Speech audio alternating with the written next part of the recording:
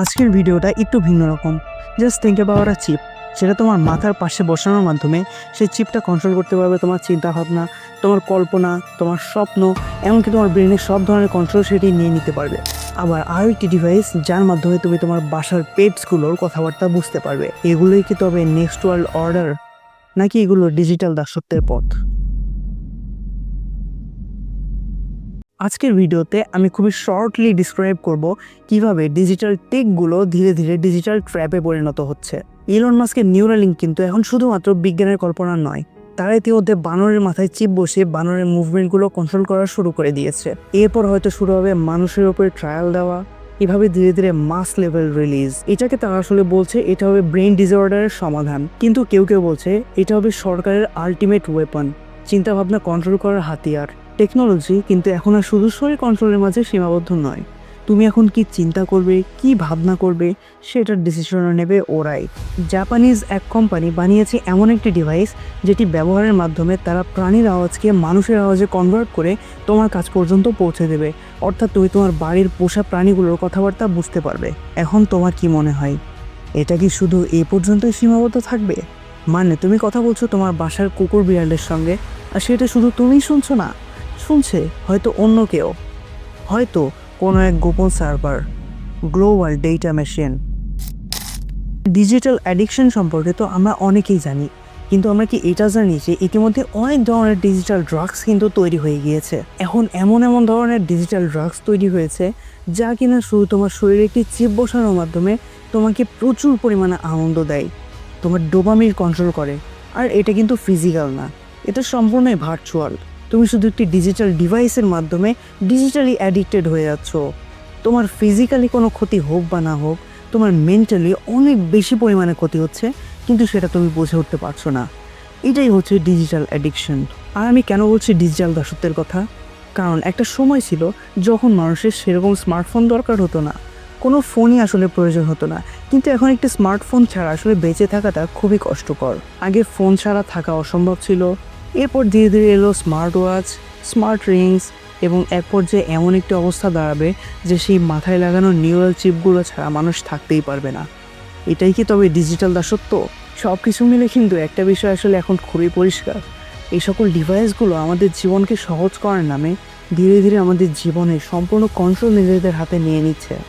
আর আমরা নিজেদের জীবন সহজ করার নামে এই সকল ডিভাইসগুলো প্রতিনিয়ত ব্যবহার করছি, কোনো চিন্তা ভাবনা করছি না, একবারও ভেবে দেখছি না যে এই সকল ডিভাইস কি আসলে আমার প্রয়োজন, এই সকল ডিভাইসের কাছে কি আসলে আমার প্রাইভেসি কোনো ম্যাটার করে, এই ডিভাইসগুলো কি আসলে আমার বাড়ির জন্য সেফ, এগুলো কি আসলেই আমাকে সেফটি দেয়, নাকি এগুলো শুধুই আমাকে পরিণত করছে তাদের দাসে।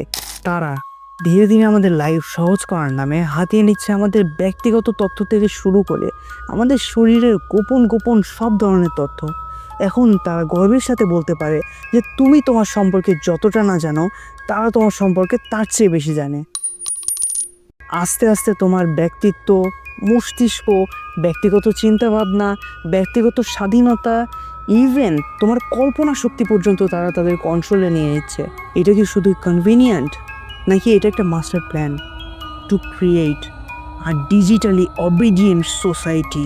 প্রতিনিয়ত যত ধরনের ডিভাইস আপগ্রেড হচ্ছে, যত মানুষের লাইফ সহজ হচ্ছে, ততই তারা তোমার ইনফরমেশনগুলো তোমার চোখের সামনে থেকে লুটে নিয়ে চলে যাচ্ছে।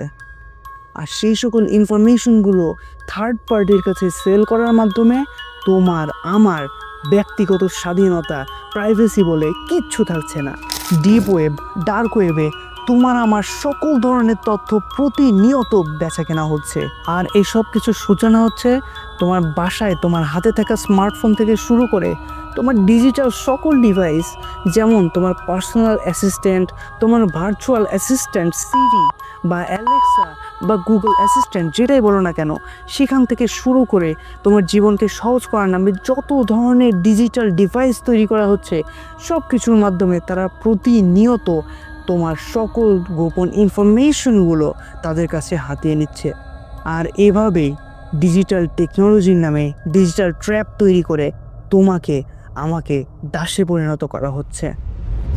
তাই এখন সিদ্ধান্ত তোমারই নিতে হবে, তুমি কি ডিজিটাল ডিভাইসগুলো ব্যবহারের মাধ্যমে নিজের জীবন সহজ করার মাধ্যমে ধীরে ধীরে দাসে পরিণত হবে, নাকি এখন থেকে অ্যাক্টিভ হবে? এখন থেকেই তুমি সঠিক প্রযুক্তি ব্যবহারের মাধ্যমে, সঠিক মেশিন লার্নিংয়ের মাধ্যমে, সঠিক এআই লার্নিংয়ের মাধ্যমে, সঠিক ডিজিটাল লিটারেসির মাধ্যমে নিজের লাইফকে, নিজের দেশকে, নিজের পরিবারকে, নিজের সমাজকে, নিজের পরিবারের সকল মেম্বার্সদের প্রাইভেসিকে কনসার্ন করবে। আর অ্যাট দিস মোমেন্ট তুমি যখন ভিডিওটা দেখছো, ঠিক সেই সময় তোমার স্মার্টফোনের ওপরে থাকা ক্যামেরা আর নিচে থাকা মাইক্রোফোন সব সময় তোমার উপর নজরদারি চালাচ্ছে। আবারও মাথায় আসলো আমার সেই favourite quote, if you get something for free then you are not the customer, you are the product. If you like the video then hit the like button, if you dislike the video then hit the dislike button. It's on you, you are the জাজেস। And also এরকম আরও video পেতে চ্যানেলটা subscribe করে রাখো এবং কমেন্টে তোমার সব ধরনের মতামত, সব ধরনের জানার আগ্রহ, সব ধরনের কোয়েশ্চেন ড্রপ করে দাও। Finally, don't become a slave in the name of freedom. Good bye.